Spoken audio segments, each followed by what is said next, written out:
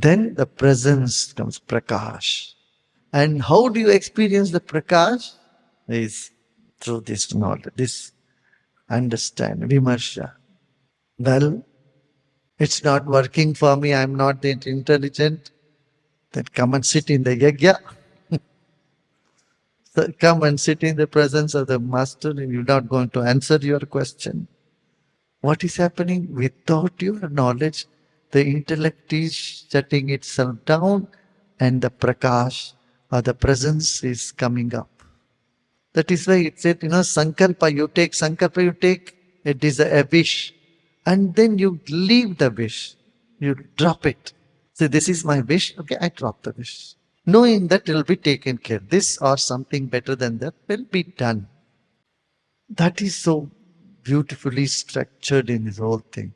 Afterwards, say, abhupasparsha means I got in touch with something which is not my nature, which is not very big. It's a small things. Every time you make a sankalpa, then the Pandit say, abhupasparsha. At the end of the sankalpa, it says, oh, I got into small things. Now I am washing my hands off. Every sankalpa you do, drop it and you wash your hands and say, I'm free from it. Because you are much bigger than the desires we hold on to. When we are holding on to our desire, we are not in the infinity, we are in the smallness. But it is necessary, so you do it and then you become aware, I am much bigger than this. See, in life, every little thing has a meaning. Even a needle, a safety pin has its value. Right? You have to tie something. A safety pin is necessary. A button in your shirt has a place too. Right?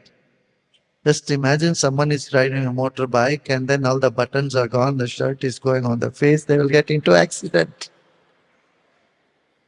Little things have a significance. Small things do have significance in life. So, significance of insignificant things is what one should be aware and recognize that. Divine is not sitting somewhere up, it's permeating everything. So recognizing it's all permeating, you honor and then you move on to the Shanta, the serenity, quiet state of the being. Then the presence. So remember six modes of our mind, intellect, and ego. The consciousness as these three forms as 6 modes. Desire, power of desire, power to act, power to know, knowledge, and then power to discriminate or judging, discriminating, agreeing, accepting, all that, holding on to accepting, and then prakash, presence. So that is what is created in Shanta, the quietness, serenity, prakash.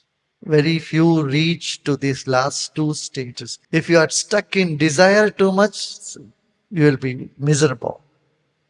If you are stuck in too much of knowledge, of you know everything which you need not know at some point of time, then also it can, or if you don't know, you become miserable. Then action. No action or too much action or improper action, all with or others' action can all lead you into misery. These 4. Then serenity. If you don't know how to become quiet, you can become miserable.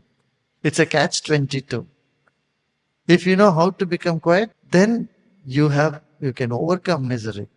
If you don't know how to become quiet, you become even more miserable. And if you don't act when you have to act, you become too quiet, then also you become miserable. Then vimarsha. Vimarsha is there always judging others, judging yourself. and you try to correct yourself, correct others, it's not going to work.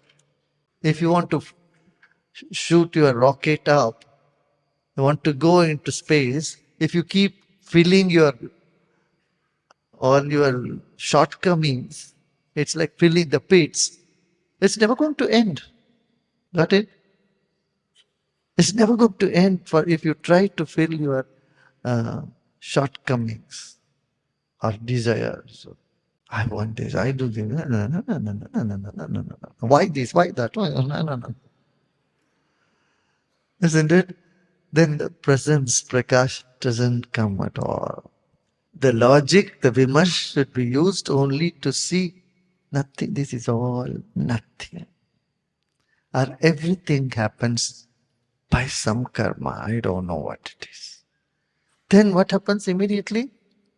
Serenity dawns. You become quiet. And then you get entry, the password into another dimension. And here, direct password, that's what you got 2 days, 3 days, 4 days, all being ecstatic and completely in high energy presence, right? So your very presence should bring smiles in others. And that's what you take from here. What is the takeaway? From Yajna, you go. You don't have to talk to somebody and convince them anything. Your presence is making others happy.